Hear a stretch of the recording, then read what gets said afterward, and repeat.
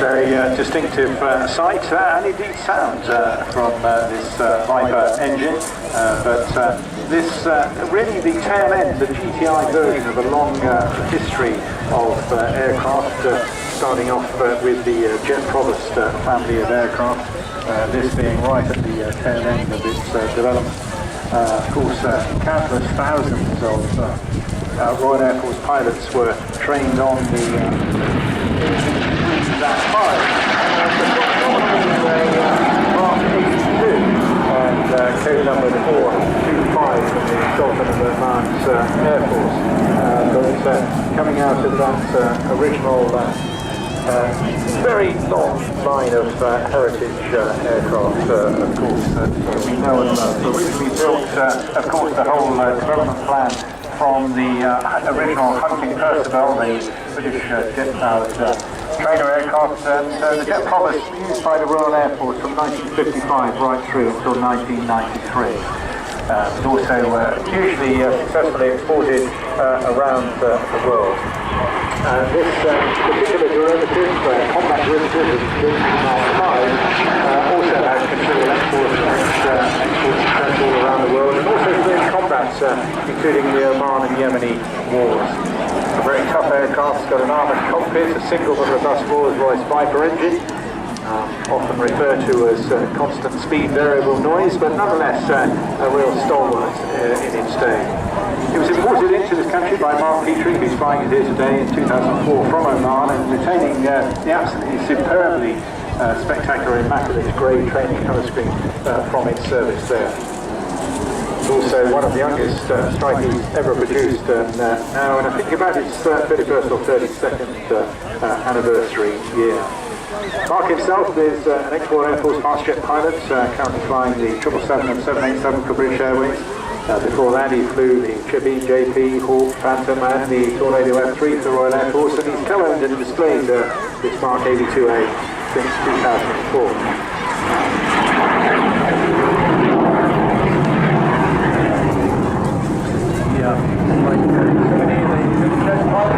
Nothing too excessive, but doing their very best to show the manoeuvrability and agility of this range of aircraft.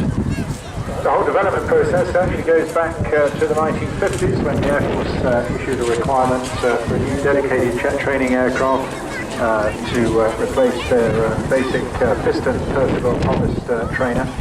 And the original prototype of the JT range of aircraft flew in June 1954 from Luton Air Force. The Air Force placed an initial order for a T3 around 14, but that quickly upgraded through the years. Around 200 of those were delivered. But then that was followed with a new Viper engine and also pressurized, creating the Mark 5 or the T5 in 1967.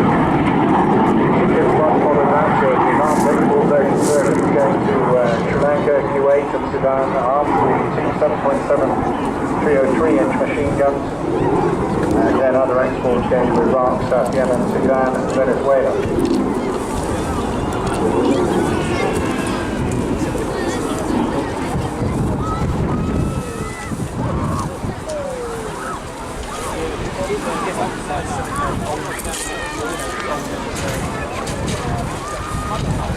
The whole concept of the strikemaster was a result of the huge success of the Jet Provost family. Once it's an aircraft that can perform both the Percival and as well. We were advised that smaller nations the first striking actually flying on October 6 and 7. And the additional strengthening material I mentioned there, also with the uprated Rolls-Royce Viper 525, producing 3,400 pounds of thrust fitted with additional 8 hard points as well for stores under wing loads.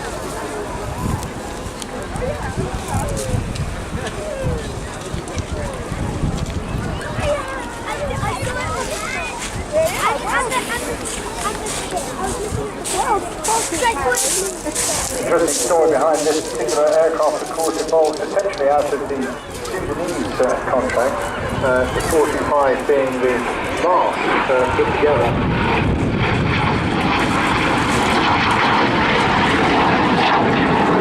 You may wonder what connection this aircraft has to Sudan. The Omanis actually had an accident in one, they needed to replace one, and at the same time there was an embargo put onto the Sudanese contract, and as a result of that they had some airframes.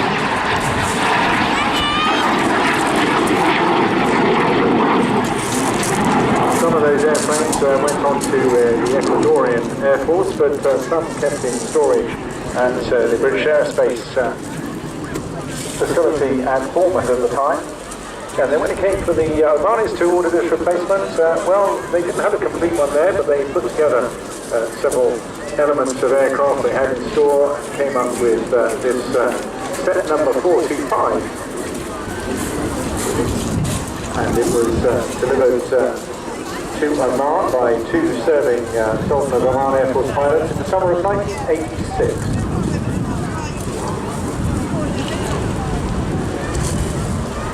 On arrival there, the airplane commenced service with one squadron based at Madeira, alongside the Air Force's other strikemaster airplanes, and remaining in service until being decommissioned in 1989.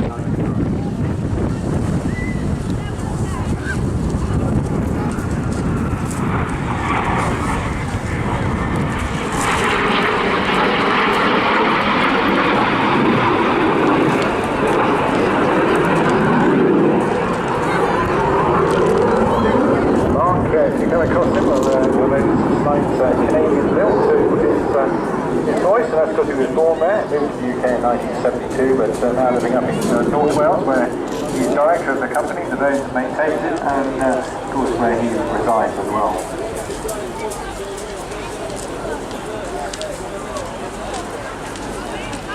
These jet pilots like to depart with a massive puller. They don't get much chance for a wave, but when you do see him, he'll be looking out of the cabin at the moment, so he'll pull up.